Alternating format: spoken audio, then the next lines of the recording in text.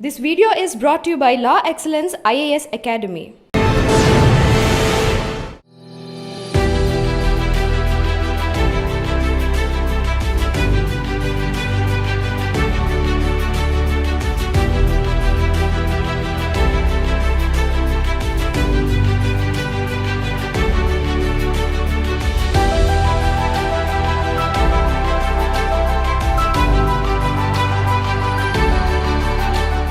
ఈ దళితుల ఊచకోతలో జరిగినప్పుడు సిఐడి టేకప్ చేసిన తర్వాత మీ ఇన్వెస్టిగేషన్ పార్ట్ ఏ విధంగా ఉండేది? ఆ రోజుల్లో అంటరానితనం చాలా టూ మచ్గా ఉండేది. మీరు ఉన్న ఊర్లో కూడా 2 గ్లాసుల వ్యవస్థ ఉండేది కదా అప్పుడు? తట్టు వేసి నన్ను వేరే కూర్చుని పెట్టేవాళ్ళు. స్కూల్లో పగలంతా పశువులు గాయాల, మరి రాత్రిలో నాకు ఆయన దూరం ఉండి కట్టితో కొట్టేవాడు. ముట్టకుండే ఏంటి వీడితో నాలెడ్జ్ ఏంటి, మరి వాళ్ళ ఇంటికి నన్ను రానియారు కదా సార్, మళ్ళీ ఇట్లా రాత్రిలో వచ్చి కడిగేసి అట్లా ఇట్లా అని చెప్పాడు. రేడియోలో వార్తలు విని వెళ్ళాను సార్. అప్పుడు డబ్బులు లేవు. 5 రూపాయలతోని ఒక సంచి జొన్నలు అమ్ముకుంటే మా అమ్మ 5 రూపాయలు ఉన్నాయి. 5 రూపాయలు ఇక్కడ ఇంటర్వ్యూకి వస్తే ఎవడరా నా అపాయింట్ చేసింది అని తిట్టేశాడు. ఏంది ఇదంటే ఏడ్చుకుంటూ పోలీస్ స్టేషన్ వచ్చిన. నా లాంగ్వేజ్ తేడా వచ్చింది. తేడా వస్తే పొలరించి రోడ్డు మీద కొట్టారు. ఓకే, ఫస్ట్లో మీరు చిలకలగూడలో ఉండి ఆ ప్రాంతంలో పనిచేస్తున్నప్పుడు ప్రజలకి పోలీసుల పట్ల ఎలా ఉండేది? రెస్పెక్ట్ ఉండేది లేదు? No sir, no respect at all. ఉండేది కాదు. పోలీస్ స్టేషన్లకు ఆడవాళ్ళు రానికనే భయపడేవాళ్ళు. ఎందుకంటే ఆ రోజుల్లో కాబట్టి అరాచకాలు ఎక్కువ ఉండేవి. వాళ్ళు చేసిన అరాచకాలు మీకు ఏమైనా గుర్తున్నాయి? ఒకటి, పోలీస్ స్టేషన్ రూములనే ఆమె అన్నీ జరిగిపోయినాయి. మీరు ఎప్పుడు దౌర్జన్యం చేయలేదా సర్వీస్? నాకు కొత్తగా తెలుసు, అది కూడా చెప్తాను. బూట్లు చూడవాల, సాకలికి వెయ్యాలి, బట్టలు కూరగాయలు తీసుకురావాలి, పిల్లగాన్ని మళ్ళీ స్కూల్కి పోవాలి, తేవాలి, అదే డ్యూటీ. కానిస్టేబుల్గా మీరు డిపార్ట్మెంట్కి వచ్చారు. అక్కడికి వచ్చిన తర్వాత మీ పై అధికారి యొక్క బూట్లు పాలిష్ చేయడం, వాళ్ళ ఇంట్లో బోర్డింగ్ చేయడం అనేది మీకు బాధ అనిపించలేదా? ఆ రోజుల్లో నడవదు. రిమార్క్ రాస్తారు, సస్పెండ్ చేసేస్తారు. ఆఫీసర్ ఇంట్లో బూట్లు పాలిష్ చేయడం చేయడం నేను చేశాను అంటున్నా. బూట్లు ఇంకా వీళ్ళు విచ్చలవిడిగా పోలీసు వాళ్ళు తాగుతున్నారు. పిల్లని చంపారు. చంపితే వాళ్ళని పోలీసులు నమ్ముతలేరు, రాణిస్తలేరు. అప్పుడు జీపుల్లారెడ్డి ఉన్నాడు. అప్పుడు వాళ్ళ ఇంట్లో పని మేడ్ సర్వెంట్ పిల్లోడు. ఏమి వాళ్ళకి అనుమానం వచ్చిందో కుర్రోడు మీద, సిగరెట్లతోని అంతా ఒళ్ళంతా కాల్చారు. కాలిస్తే ఆ బాధలకు 2-3 దినాలకు చనిపోయారు. అది సిబిసిఐడికి వచ్చేసింది. అర్జెన్స్ అంటే పట్టి ఉంటలేరు వీళ్ళంతా. ఆ అమ్మాయి అక్కడ నీళ్ళకు పోయింది, మాదిగొల్ల కుంటకి నీళ్ళ పోతే వీళ్ళు ఏమో ఈ కమ్ముళ్ళ పిల్లలు. ఆమె అన్నది, ఏమయ్యా ఎందుకు ఇట్లా చేస్తున్నారు, మలినం చేస్తున్నారు, మేము తాగుతాంగా, మేము మనుషులం కాదా అని ఆమె అన్నది. వీళ్ళ మొగలు వాళ్ళ ఇంటి వచ్చిన తర్వాత ఇట్లా కొట్టినరు ఆమె. సిఐడిలో మీకు ఇన్స్పెక్టర్కి ప్రమోషన్ వచ్చింది. వీళ్ళు నేను ఎస్సీ క్యాండిడేట్ను, నేను ఎవరిని నేను అనుకుంటున్నా మంచిగా ఉన్నాయని నా సర్వీస్ అంతా కండెమ్ చేశారు. సిఐడి అనగానే పనిష్మెంట్ వాళ్ళు వస్తారనేది అప్పుడు వార్త ఉండదు, వాస్తవం? వాస్తవం. ఈ ఇన్సిడెంట్లన్నీ టీడీపీ గవర్నమెంట్లో జరిగినాయండి. మొత్తం అర్జెన్స్ మీద ఆల్మోస్ట్ ఆల్ 100% టీడీపీ రిజంలోనే జరిగింది. అప్పుడు వీళ్ళందరూ నన్ను సంపన్నిక తయారు.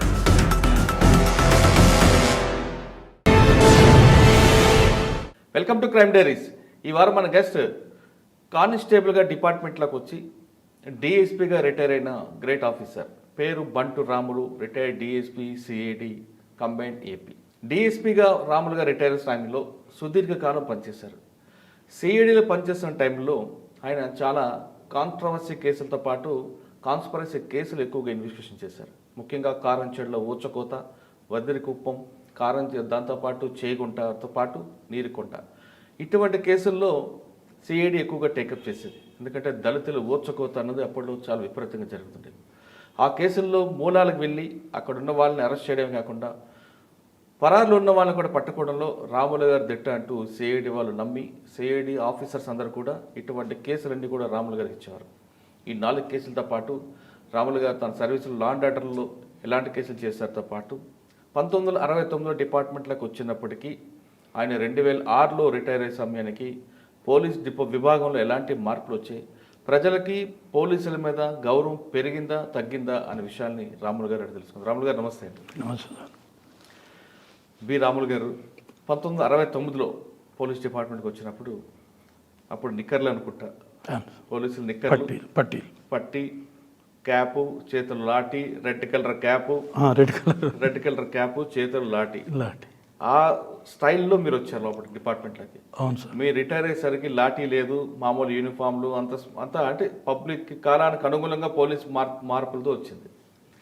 నిక్కర్లు వేసుకున్న సమయంలోకి డిపార్ట్మెంట్కి వచ్చినప్పుడు పోలీసుల మీద ప్రజలకు ఎలాంటి గౌరవం ఉండేది? పోలీస్ అంటే ప్రజలు రెస్పెక్ట్ ఇవ్వడం కాకుండా ఒక భయంతో పాటు ఉన్న పోలీసులు చూశారు మీరు అప్పుడు ప్రజల్ని. పోలీస్ స్టేషన్ నుంచి వెళ్ళడానికే భయపడే ప్రజలు చూశారు.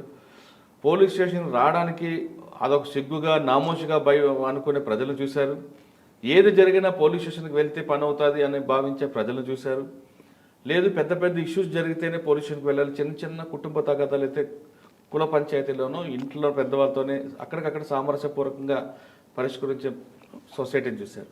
అంతేకాకుండా పోలీస్ స్టేషన్కి వచ్చిన వాళ్ళందరినీ కూడా మీరు అప్పట్లో పేర్లు పెట్టకుండా బూతులతో మాట్లాడే కానిస్టేబుల్ చూశారు.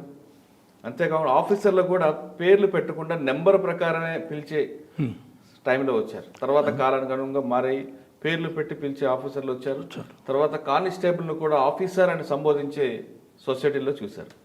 అప్పటికి ఇప్పటికి ఎలాంటి మార్పులు జరిగాయి? అన్నిటికన్నా ఇంపార్టెంట్, సిఐడిలో మీరు ఎక్కువగా కారం చెడు ఇష్యూ కానీ, నీరుకొండ విషయంలో కానీ, బదిరికుప్పం, చేయకుంట ఈ దళితుల ఊచకోతలో జరిగినప్పుడు సిఐడి టేకప్ చేసిన తర్వాత మీ ఇన్వెస్టిగేషన్ పార్ట్ ఏ విధంగా ఉండేది అనే ప్రశ్నకు సమాధానం చెప్పే ముందు రాములు గారి కుటుంబ నేపథ్యం, రాములు గారు ఎందుకు పోలీస్ యూనిఫామ్ వేసుకున్నారు బ్రీఫ్గా చెప్పండి. నేను బీద కుటుంబం నుంచి వచ్చిన వ్యక్తిని. అంటే మాకు ఎలాంటి ఆధారాలు లేదు. నేను చిన్నగా ఉన్నప్పుడు చదువుకునేటప్పుడే మా ఫాదర్ చనిపోయాడు.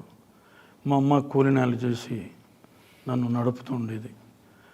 ఆ రోజుల్లో మా ఊళ్ళో ఎవరు ఏ క్యాస్ట్ వాళ్ళు కూడా చదివిన వాళ్ళు లేరు. కడుమూరు విలేజ్,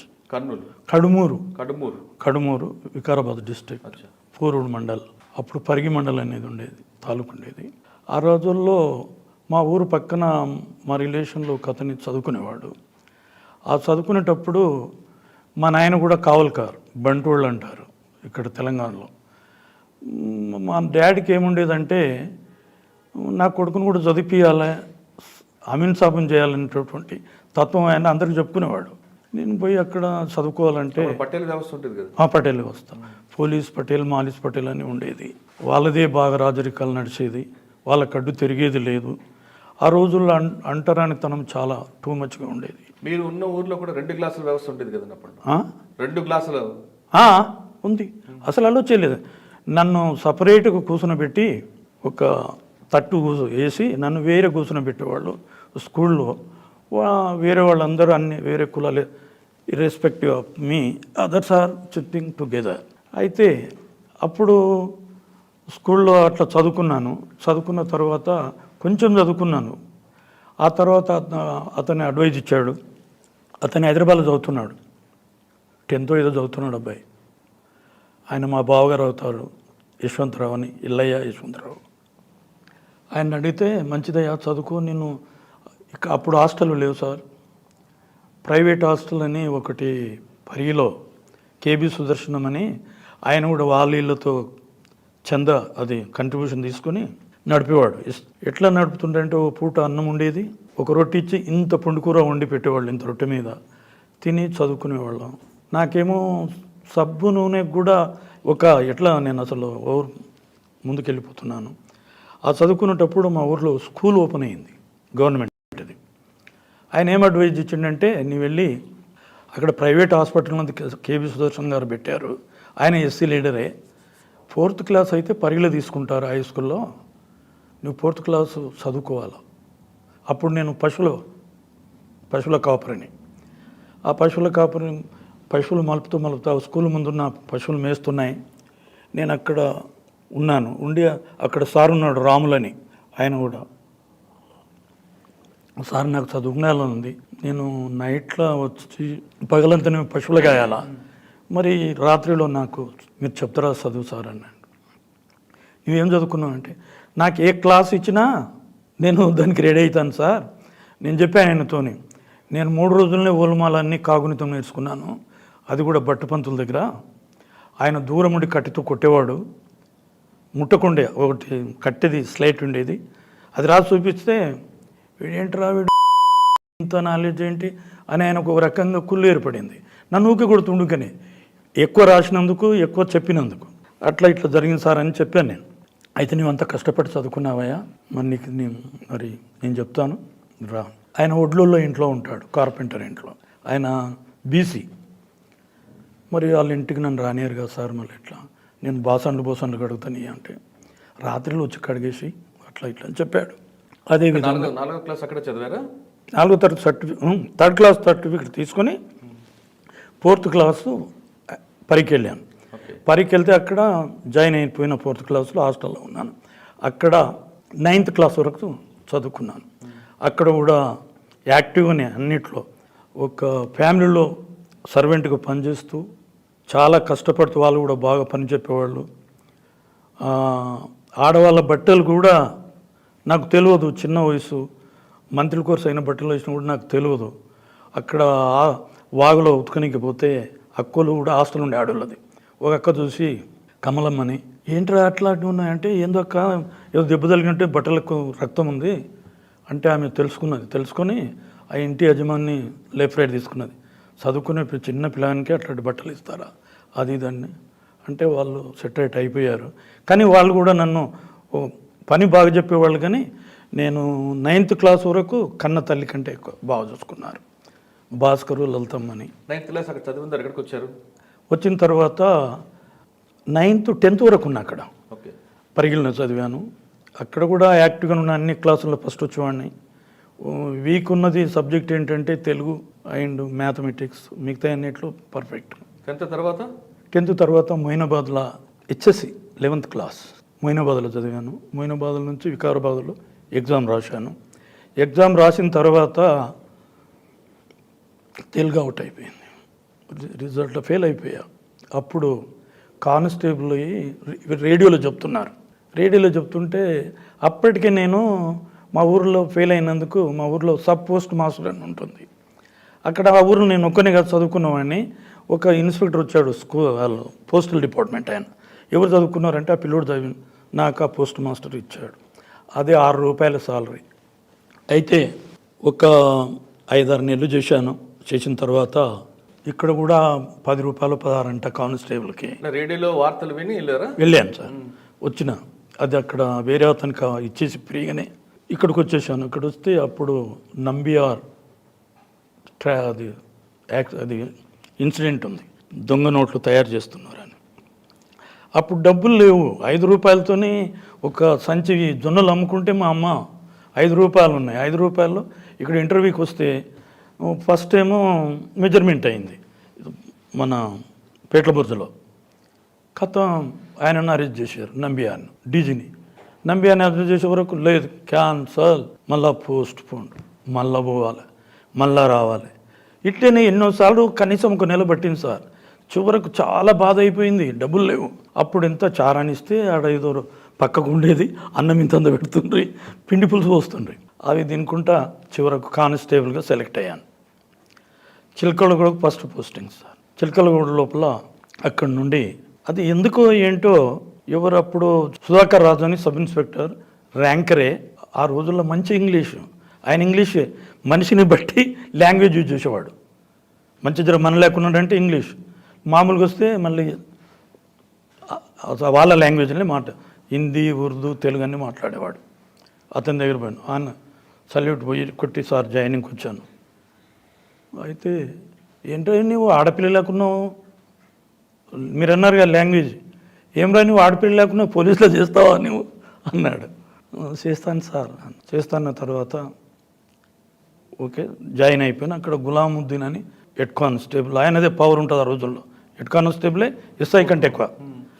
ఆ తర్వాత ఆయన ఏం చేసిండంటే నాకు డ్రెస్ లేదు, ఏమి లేదు, 6 నెలల దగ్గర డ్రెస్సే రాలేదు మప్టిలా.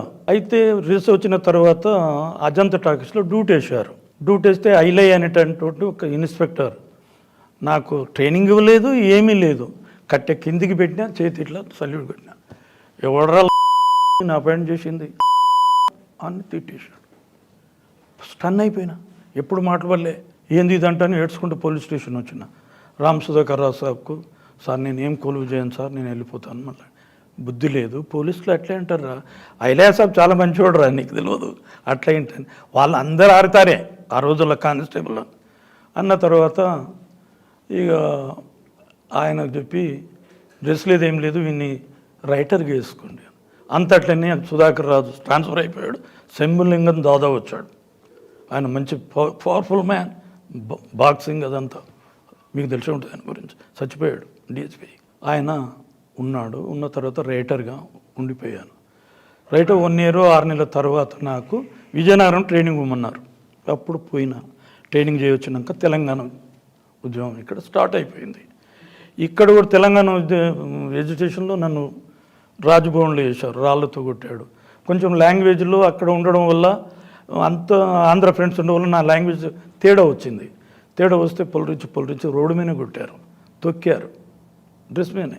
అది అయిపోయిన తర్వాత తెలంగాణ ఎడ్యుకేషన్ నడుస్తుంది. నన్ను యాంటీస్ గుండా స్క్వాడ్కు ప్రపోజ్ చేశారు.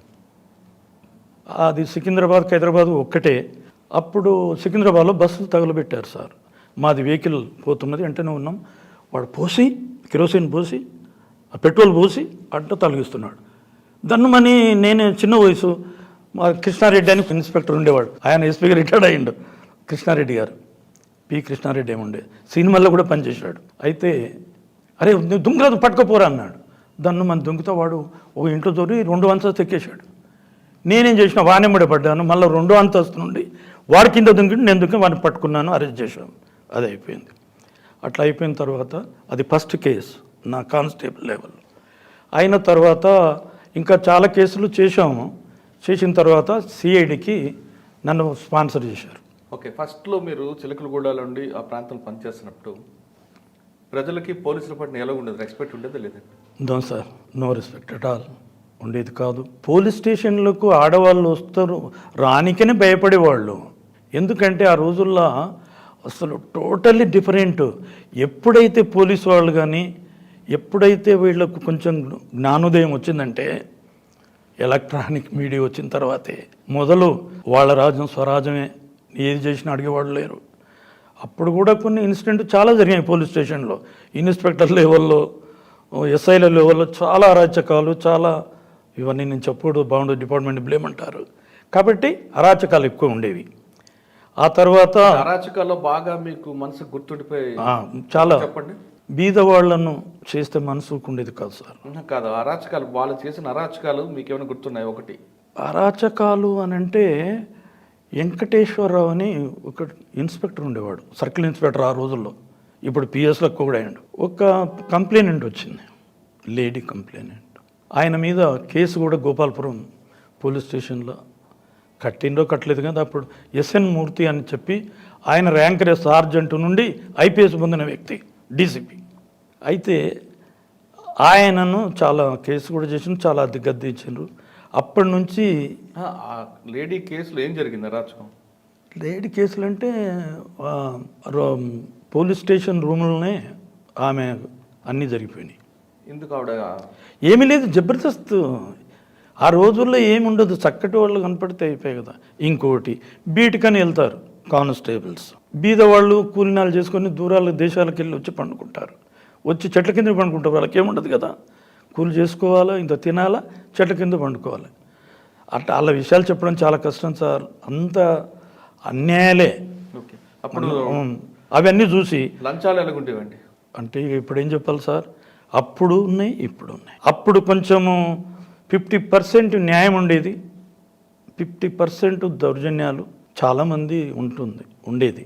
ఇప్పుడు ఇంకా పెరిగినట్టుగా నాకుంది.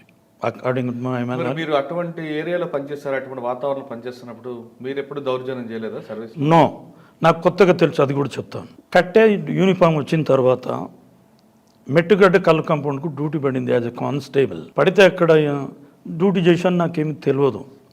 వాళ్ళు ఏమి ఇస్తారు, చారణ పైసలు ఇస్తారు, ఒక కళ్ళు సీసా ఇస్తారు. నాకు చిన్నప్పటి నుంచి కళ్ళు తాగే అలవాటు సార్. మేము మా బంటోళ్ళం, మాకు ఫ్రీగానే మా డాడీ తెచ్చి తాపేవాడు. ఆ సీసా తాగిన తర్వాత నాకు తెలుసు, జర నాలెడ్జ్ పెరుగుతున్నది. వాళ్ళు ముసలోళ్ళు కానిస్టేబుల్, వయసు పిల్లలు నేనే. రాజమల్లారెడ్డి అనే కానిస్టేబుల్, అవులగడ ఉన్నావా, ఏ తీసుకోవాలరా, లేకపోతే ఎట్లా బతుకుతావు నువ్వు? కళ్ళు తాగేసిన, ఇక తాగకూడదు ఈ కళ్ళు అని చెప్పేసి ఆ కళ్ళు కూడా ఇంక అదే కానిస్టేబుల్కు ఇచ్చేసేది. నాతో ఇద్దరిని వేశారు, అది ఇచ్చేవాడిని.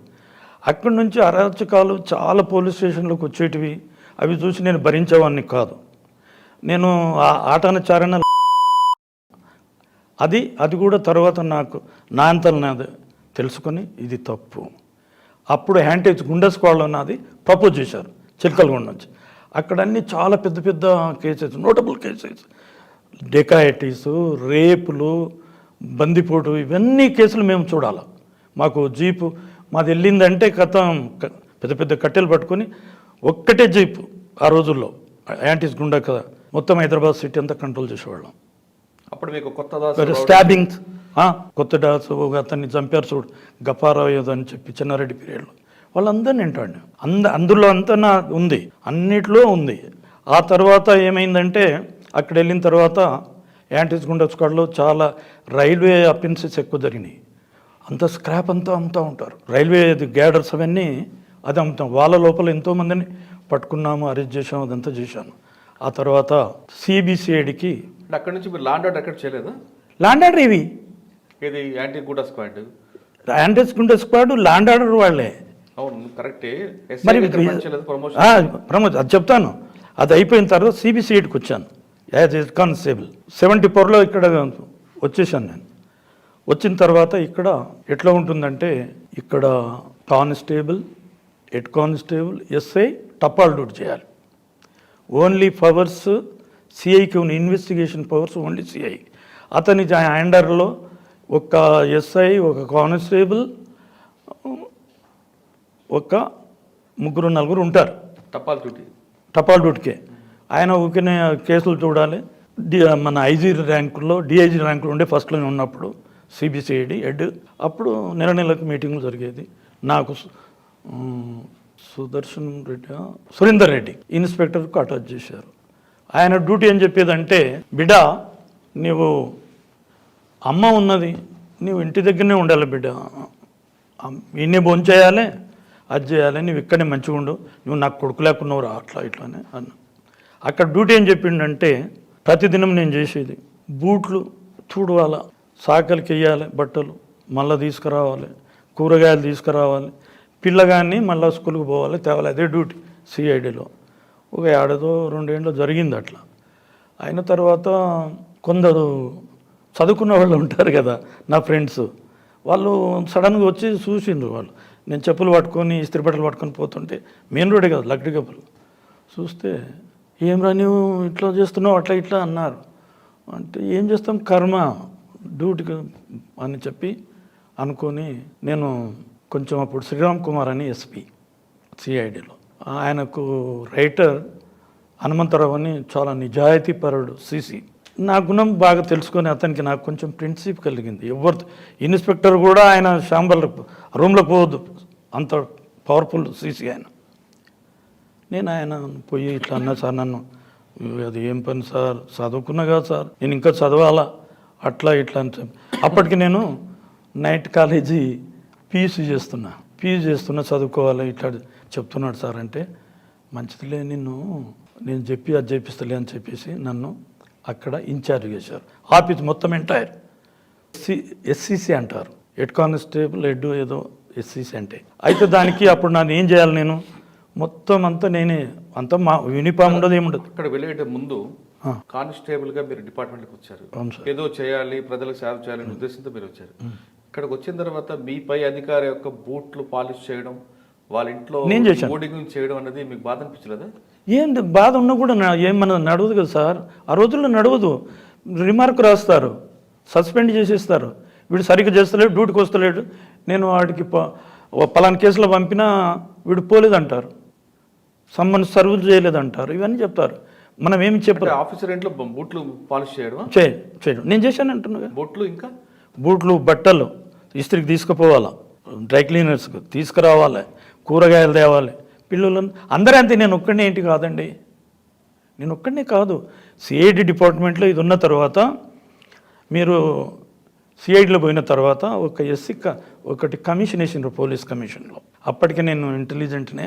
ఇట్లా కళ్ళు దుకాణాల కాడ ఎర్రటో పెట్టుకొని ప్రజలంతా వీళ్ళు విచ్చలవిడిగా పోలీసు వాళ్ళు తాగుతున్నారు, ప్రజలంతా అది చేస్తున్నారు. ఇది మంచి పద్ధతి కాదు.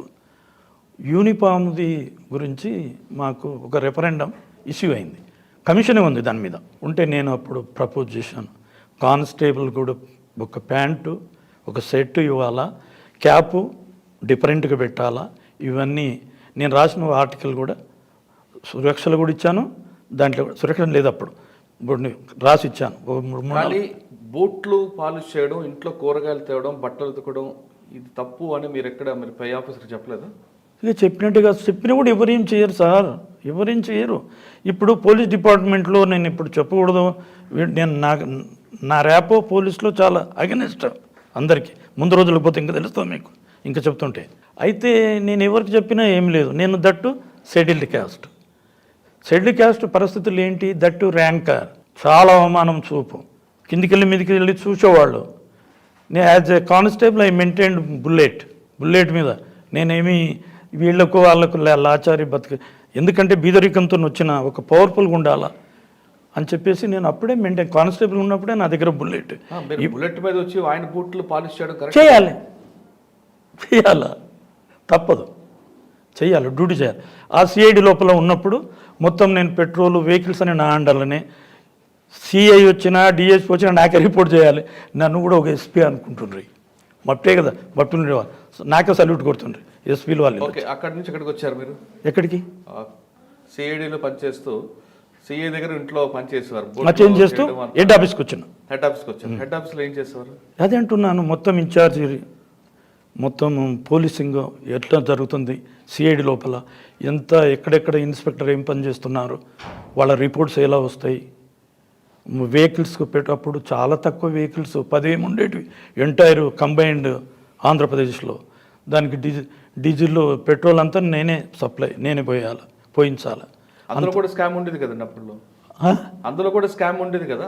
ఉండేది, డ్రైవర్లు అమ్ముకుంటుండ్రు అందులో ఉంటుండ్రు. కానీ నేను సూచన కూడా కొంచెం కొట్టేవాడిని, కానీ ఎవరికి అన్యాయం చేయలేదు. నేను ఇన్ఛార్జ్గా పనిచేసిన ఎక్కడికి వచ్చారు? ఇన్ఛార్జ్ పనిచేసిన తర్వాత మళ్ళీ ఏమైపోయింది, వీడు క్లెవర్ ఉన్నాడు పుట్టగాడు అని చెప్పేసి నా గురించి ఐజీల లెవెల్కి కూడా వెళ్ళిపోయింది. ఇటు కలుసుంటారు కదా, వాళ్ళు ఫోన్ చేస్తారు ప్రతిదినం, ఇప్పుడు ఎవరున్నారు, ఎక్కడున్నారు, వీళ్ళున్నారు, వాళ్ళకి ఫోన్ చేసావా, వీళ్ళకి ఫోన్ చేసావా, వీళ్ళు వచ్చిండ్రా అని చెప్పి ఐజీ మనకు ఫోన్ చేస్తాడు మార్నింగ్. అందులో నేను పరిచయం ఎక్కువైపోయాను. అప్పుడు పొన్నయ్య ఉన్నాడు డిఐజీగా. పొన్నయ్య ఉన్న తర్వాత అప్పుడు ఏం చేసిన, ఎస్సీ ఎస్టీ సెల్ కాన్స్టిట్యూట్ అయింది సిఐడిలో. అప్పుడు కాన్స్టిట్యూట్ అయినప్పుడు నేను ఎస్సీని కదా, అక్కడ ఏం చేశారంటే నన్ను హెడ్ కానిస్టేబుల్గా table work crime in India subject ఉంటుంది, దాంట్లో నేను హెడ్, మొత్తం ఆంధ్రప్రదేశ్ అంతా నా దగ్గరికి రావాలి. దానికి PV Seshagiri Rao head, additional SP ఉండి నేను కొంచెం ఏంటంటే కుర్రోళ్ళం, అప్పుడు వయసు ఉంది, ఎంతసేపు అంటే కూర్చుంటాం. క్రైమ్ ఎవరైనా వస్తుంటారు, వాళ్ళు వస్తారు, టీ తాగదాం పండి అంటారు, అది అంటారు, ఇది అంటారు. పాపం విశాఖపట్నం నుంచి వచ్చిండ్రా పాపం అని కొంచెం సింపతి, పోదాం రండి సార్ అట్లా ఇట్లా అంటే టీ పోయి అవి తాగేది. అంటే ముందలే ఉండేవి, ఏసీ గార్డ్లో ఉండేది ఆఫీస్ అది. అయితే అప్పుడు ఈయన మళ్ళీ చాలా స్ట్రిక్ట్ వర్కరు, చాలా క్లెవర్ అయిన, క్రైమ్స్ మీద బుక్స్ కూడా రాసిన వ్యక్తి, మీకు తెలిసి ఉండాలి, పివి శేషగిరిరావు. అయితే మళ్ళీ వచ్చి చెక్ చేసిండు. చెక్ చేస్తే నేను 2-3 సార్లు ఆయన చెక్కింగ్లో డిసప్పేర్ అయినా, సీట్లో లేను. ఆయన ఎంత మంచిగా పిలుస్తాడంటే, తెలుసుకుంటాడు, ఉంటారు కదా ఆర్డర్ లేదు, రాములు గారు వచ్చారేమో చూడండి అంటే వచ్చిన పెద్దగా, రాములు గారు దయచేస్తారా ఇక్కడ అన్నాడు. నాకు అనుకులు వేసింది, అయిపోయారా. ఆయనతోని ఆయన ఎండలో పనిచేసాడు, చాలా కష్టమైన పని. నేను పోయి వణుక్కుంటూ నిలబడ్డా. ఎందుకు అనుకుంటున్నావు అన్నాడు. లేదు సార్, నేను ఎన్నిసార్లు చెక్ చేసినా నువ్వు లేవు, నీ 2-3 నెలల్లో నేను 10-15 సార్లు చెక్ చేస్తే నువ్వు సీట్లో లేవు, నీ వర్క్ ఎట్లా ఉంటుంది, వర్క్ నేను పర్ఫెక్ట్ అంతా చేశాను సార్, నా దగ్గర పెండింగే లేదు, అట్లా ఇట్లా అన్నా. అయినా more ever you have biggest qualification, that is reservation అన్నాడు. అనుకుంటా అప్పుడు ఎడిషనల్ ఎస్పీ. చాలా బాధపడ్డా. అయిన తర్వాత అప్పుడు చాలా కేసులు మిన్నేమో తక్కువ, మొత్తం ఎంటైర్ ఆంధ్రప్రదేశ్ కేసులు చాలా రిపోర్ట్ అయిపోతున్నాయి. క్యాస్ట్ వెరిఫికేషన్ సర్టిఫికెట్లు అవి ఇవన్నీ. దశరథ్ రెడ్డి అని పిఏ ఉండే ఆయన. కేసులు ఎక్కువైపోతే ఏం చేసిండ్రు, ఇన్స్పెక్టర్లు సరిపోతలేరు, డిఎస్పీలు సరిపోతలేరు, ఎస్ఐలకు పవర్స్ లేదు ఇన్వెస్టిగేషన్ చేయడానికి. అప్పుడు శేషగిరిరావుకు ఆయన చెప్పి, వీడు బ్రహ్మాండంగా చేస్తాడు, ఇది గవర్నమెంట్ నుంచి ఆర్డర్ తీసుకురండి ఇన్వెస్టిగేషన్ అని ఇచ్చారు. తెప్పించారు ఆర్డర్ గవర్నమెంట్. తెప్పించి ఫస్ట్ ఈ పాల్స్ క్యాస్ట్ సర్టిఫికెట్స్ ఇంత బండల్ హ్యాండ్ ఓవర్ చేసిరు నాకు. చేసిన తర్వాత ఫస్ట్ నేను ఏం చేశానంటే, ఒక అప్లికేషన్ ఉన్నది ఈయన తుక్కరాంగ్ గేట్లో ఉన్నది. ఆయన పేరు Ilaiah. Is from Sangyam village of Warangal district. He studied entire LLB on the basis of SC certificate he got scholarship also. దాని మీద అలిగేషన్. ఆ దాంట్లో నేను పోయినా. అంతకుముందు ఎవరో ఇన్స్పెక్టర్ చేశారు, ఆయన ఏమి లేదు సార్ రికార్డ్స్ అవైలబుల్ లేవని రిపోర్ట్ ఇచ్చారు. అవన్నీ ఇవి కూడా నాకు కూడా తయారు చేసి ఇవన్నీ లోపల చేద్దామని శశిగిరిరావు సాబ్కు ఉంది, నన్ను సస్పెండ్ చేయాలని. అన్ని కండెమ్డ్ కేసెస్ అని ఆయనకు చెప్పి అవి నాకు 10-20 హ్యాండ్ ఓవర్ చేశాడు, ఎంటర్ చేశాడు. ఎంటర్ చేసిన ఫస్ట్ దానికి పోతే నిజంగా ఎంత వెతికినా రికార్డ్స్ అవైలబుల్ లేవు. ఇప్పుడు క్యాస్ట్ సర్టిఫికెట్ తీయాలంటే ఫ్రమ్ ది కిండర్ గార్టన్ నుంచి తీస్తేనే అది వస్తుంది. అపార్ట్ ఫ్రమ్ లోకల్ ఎంక్వైరీ కూడా చేయాలి, రిలేటివ్ చేయాలి, అన్నదమ్ములు చేయాలి, అక్కడున్న కౌన్సిలర్స్, విలేజ్లో సర్పంచులు, ఇవన్నీ చాలా ఉంటుంది. శేషవాళ్ళు చేస్తారో చేయడం అకార్డింగ్ టు మై నాలెడ్జ్ ఆ విధంగా అయితే దొరుకుతాడని నాకు థాట్ వచ్చింది. సంఘం పోయినా ఆడ స్కూళ్ళల్లో ఎక్కడ రికార్డు దొరకనిస్తలేరు.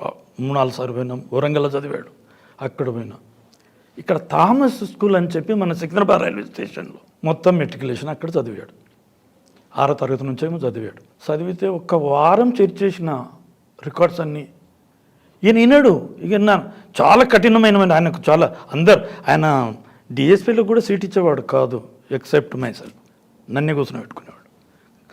అయితే ఎందుకు నా మీద ప్రేమ తర్వాత వస్తుంది ఆయనకు ప్రేమ ఈ కేసులు అయినాక. అయిన తర్వాత వచ్చింది వీళ్ళంతా ఏం చేసినారంటే చూసిండ్రు, అటెండర్ చూసి వస్తుంటే ఇక దొరుకుతలేదు, ఏం చేయాలబ్బా అని చెప్పేసి ఇట్లా ర్యాక్స్ వరుసగా ఉంటాయి. నేను ఇట్లా వచ్చేస్తే ఒక పేపరు ఇట్లా కొనాకెళ్ళి ఉంది.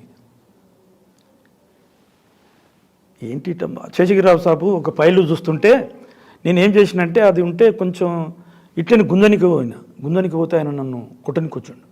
యూజ్లెస్ ఫెలో, నువ్వు అట్లా గుంజితే పేపర్ లోపల చినిగిపోతుంది కదా అనేది నాకు నా మైండ్కి తట్టింది. ఆ పేపర్ అట్లా ఉంటే అట్లా నేను గుంజకుండా ఆ పేపర్ అనేది మీది పేపర్ లేపి మొత్తం ఆ కట్ట అడ్మిషన్స్ది ఆ కట్ట తీసుకుంటే దొరికిపోయింది. బెస్తా అని చెప్పేసి వచ్చేసింది. తీసుకొని పోయి అప్పుడు సిబిసిఐ లోపల నేనే ఫస్ట్ పోలీస్ స్టేషన్ నేను ఓపెన్ చేసిన. First police station constituted by B Ramulu. First complaint నేనే సిబిఐలో ఆయన మీద కట్టి ఆయన జైలుకు పంపాను. ఫస్ట్ కేసు అది. First case. సెకండ్ కేసు చాలా ఉన్నాయి. సరే, కారం చేడు గురించి చెప్పండి. ఇప్పుడు అదైన తర్వాత కోక రాఘవరావుది వచ్చింది, చెప్తా అదొకటి. ఆయన అది అయిపోయిన తర్వాత పోలీస్ అంటే అర్జున్ పిల్లని చంపితే వాళ్ళని పోలీసులు నమ్ముతలేరు, రాణిస్తలేరు. అప్పుడు జీ పుల్లారెడ్డి ఉన్నాడు అప్పుడు, ఈయన కంటే మొదలు. అయితే నన్ను తీసుకుపోయి వాళ్ళని కన్విన్స్ చేసి నేను నీ వాళ్ళని అది మీకు న్యాయం జరుగుతుంది అది అని న్యాయం చేసాం. లేదు మన కోకపేట ఈడ టోలి చౌకి తోక రాఘవరావు కేసు సెకండ్ అయిపోయిన అది నేను తర్వాత అవన్నీ పోయినాయి. ఇక్కడ ఇంకా చాలా కేసులు చేశాను అవన్నీ. తర్వాత మళ్ళీ ఒక రంగారెడ్డి అని చెప్పేసి రాఘవరావు కేసు చెప్పండి. రాఘవరావు కేసులో ఏమైందంటే వాళ్ళ ఇంట్లో మేడ్ సర్వెంట్ పిల్లోడు, వయసు పౌరుడు, 18-20 ఏళ్లలో ఉన్నాడు. అక్కడ ఆయన ఫేమస్ లీడర్, గవర్నమెంట్ లీడర్ అనుకుంటా ఆయన కుకరావు. ఏమి వాళ్ళకి అనుమానం వచ్చిందో కుర్రోడు మీద, ఆయన అసిస్టెంట్స్ ఆయన కలిసి బాగా కొట్టి సిగరెట్లతోని అంతా ఒళ్ళంతా కాలిస్తే ఆ బాధలకు 2-3 దినాలకు చనిపోయారు. అది సిబిసిఐడికి వచ్చేసింది. అంటే ఈయనే కదా ఆ రోజుల్లో ప్యాక్ట్ ఫైండ్ అని ఒకటి ఉండే, నాగయ్య అనేటటువంటి ఉండే. ఆయన ఏదున్నా పోతుండే పాపం అర్జెన్సీ, పోస్టల్ డిపార్ట్మెంట్కి పనిచేసేవాడు. ఇంకా జేబీ రాజు వీళ్ళందరూ ఆఫీస్కి వచ్చేసారు. వచ్చేస్తే కథం ఇక నన్ను పుల్లారెడ్డి తీసుకుపోయి కానీ మీ వాళ్ళు రా నువ్వు చెప్పు అంటే చాలా మంచోళ్ళు అది ఇదని ఆ కేసు లోపల ఆయన మీద కూడా కేసు కట్టాము. ఆయన కేసు మీద కేసు కూడా జరిగింది. అంటే మీకు లీడ్ ఎక్కడ దొరికింది? లీడ్ అది రెడ్ హ్యాండెడ్ కదా, అందులో ఏమీ పెద్ద మన నాలెడ్జ్ను ఉపయోగించేది ఏమీ లేదు కదా, అవైలబుల్ మర్డర్ కేసు. అలా కాకుండా మీ నాలెడ్జ్ ఉపయోగించి బ్రేక్ చేసిన కేసే ఉంది. నేను బ్రేక్ చేసినవి చాలా ఉన్నాయి. ఇది ఒక్క కేసు చెప్పండి. ఇప్పుడు రంగారెడ్డి అని చెప్పి సోషల్ వెల్ఫేర్లో ఇప్పటికీ ప్రిన్సిపల్గా ఏదో ఆఫీసర్ రిటైర్డ్ అయ్యాడు. ఆయనది సెకండ్ మ్యారేజ్ చేసుకున్నాడు. ఈజ్ బీయింగ్ ఏ కాపు, ఈ గాట్ మ్యారీడ్ ఎస్సీ క్యాస్ట్. అది కూడా ఒక ఇన్స్పెక్టర్ బిడ్డ నాగరత్న అని, ఆమె కూడా లెక్చరర్. ఆమె చెల్లెళ్ళు ఎస్ఐ వరంగల్.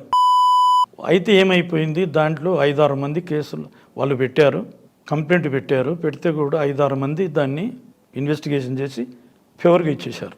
5 మంది 6 మంది చేశారు. అది ఏదో రిపోర్ట్ రాసినలో నేను అయిన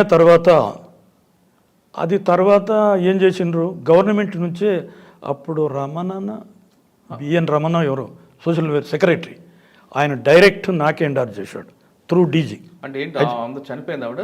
చనిపోలేదు, సెకండ్ మ్యారేజ్ చేసుకుని నాకు అన్యాయం చేసి 2 పిల్లలు పుట్టిన తర్వాత మళ్ళీ కాపామని చేసుకున్నాడు అని చెప్పేసి అలిగేషన్. చాలా కంప్లైంట్. మొదటి భార్యనే, ఎస్సీ మొదటి భార్య. తర్వాత పిల్లలు పుట్టినాక పిల్లలు కూడా స్కూల్కి పోతున్నారు. అయిన తర్వాత మధ్యలో ఇంకా ఆయన అతను కూడా రాడికల్ ఫెలో, మంచి అది తెలుపరుడే. మళ్ళీ అలా కులం పిల్లని చేసుకున్నాడు పెబ్బెర నుంచి. చేసుకున్న తర్వాత ఆ అలిగేషన్ నాకు వచ్చిన తర్వాత అది చాలా ఇష్యూ, గవర్నమెంట్ లెవెల్ కేసు. అప్పుడు నాకు ఇంట్రెస్ట్ చేశారు, చేస్తే కేసు అంతా చదివాను. వాళ్ళందరూ ఎంతమంది చేసినారో వాళ్ళన్నీ చదివాను. అయిన తర్వాత చక్కగా యాదగిరిగుట్ట పోవాలంటే ఏదో వెహికల్ పెళ్లి చేసుకున్నాడు యాదగిరిగుట్టన, ఒక్క వెహికల్ ఏదైనా తీసుకోవాలి కదా అని నా మైండ్కి తట్టి మన అఫ్జల్గంజ్ ట్రాన్స్పోర్ట్ ఆఫీసులన్నీ చెక్ చేసిన. చేయంగా ఒక్క ట్రాన్స్పోర్ట్లో దొరికిపోయింది ఆ బండి. అదంతా దొరికిపోతే దాన్ని పట్టుకొని యాదగిరిగుట్ట వెళ్ళిపోయాను. యాదగిరి అక్కడ అంటే నేను కనిపెట్టింది అదే క్లూ. ఆ దొరికింది, ఆ అడ్రస్ దొరికిపోయింది. కేసుని దాన్ని పట్టుకొని యాదగిరిగుట్ట పోయి ఆయన పెళ్లి డిటెక్ట్ చేసి మొత్తం ఎక్కడ వాళ్ళ భార్య ఎక్కడ ఉన్నది, సెకండ్ భార్యను వాళ్ళందరినీ అది చేసి అందులో ఆయన ఎడిషనల్ ఎస్పీగా ఉన్నాడో యాంటీ కరప్షన్లో అయ్యండు రెడ్డి ఉండే చూడండి, ఈ రాజేంద్ర నగర్ చేసాడు. సరే పోలేండి, ఆయన రిలేషన్స్ వాళ్ళు, ఆయన పెళ్లి కూడా ఆయన చేసాడు. ఆయన మీద కూడా రిపోర్ట్ రాశా, అందుకని చెప్తున్నా. అయితే అది అయిపోయిన తర్వాత బందోబస్తుగా అన్ని మెటీరియల్ ఎవిడెన్స్ అని charge sheet file Warangal sessions కోర్టులో జరిగింది. అతను కూడా ప్రాసిక్యూట్ చేసినాం రంగటి. తర్వాత అయిందంట కోర్టులో కాంప్రమైజ్ ఆల్మోడ్ అయిపోయింది. సార్ కారంచేడు కేసు గురించి చెప్పండి. కారంచేడు కేసు లోపల శేషగిరిరావు సాబు ఎడిషనల్ ఎస్పీ ఉన్న తర్వాత మధ్యలో పుల్లారెడ్డి వచ్చాడు. పుల్లారెడ్డి ఈయననేమో ఆదిలాబాద్కు ట్రాన్స్ఫర్ అయిపోయాడు, ఐపీఎస్ వచ్చింది, ఆయనను అక్కడ అది చేశారు. అక్కడ శేషగిరిరావు కూడా అది కొండది ఏదో జరిగింది, పెద్ద ఇన్సిడెంట్ జరిగిందండి ఇంద్రవల్లిది, ఆయన్నే ఇన్ఛార్జ్ దానికి. అప్పుడు ఇక్కడ ఇది మన జరిగింది కారంచేడు తెలిపిన పుల్లారెడ్డి గారు ఉన్నారు. అది 17 జూలై 1985 అనుకుంటాను. ఆ రోజుల్లో ఇన్ఫర్మేషన్ తొందరగా వచ్చింది, మార్నింగ్ జరిగింది. అది రాగానే మొత్తం ఎస్సీ సెల్ కదా, మొత్తం గవర్నమెంట్ నుంచి ఎండార్స్మెంట్ ఇమ్మీడియట్గా ఇమ్మీడియట్లు అని చెప్పేసి మొత్తం ఎంటైర్ 10 మంది ఇన్స్పెక్టర్, 20 మంది వరకు ఇన్స్పెక్టర్లు, డిఎస్పీలు, ఎస్పీలు అందరు, నేను ఒక్కని తప్ప, నేను ఇక్కడ ఆఫీసులోనే ఉన్నా. అందరూ వెళ్ళిపోయి అక్కడ స్పాట్లో పోయి ఇన్క్వెస్ట్లు వాళ్ళే కండక్ట్ చేశారు, చాలా చేశారు. వీళ్ళు లోకల్ పోలీస్ ఏమైనా కొంచెం ఉండవచ్చు, కానీ ఆ ఇన్ఫ్లుయెన్స్లో లోకల్ పోలీస్ ఏం చేయలేరు. అయినా చేసినామని చెప్తారు, కానీ ఎందుకంటే అక్కడ ఉంటారు.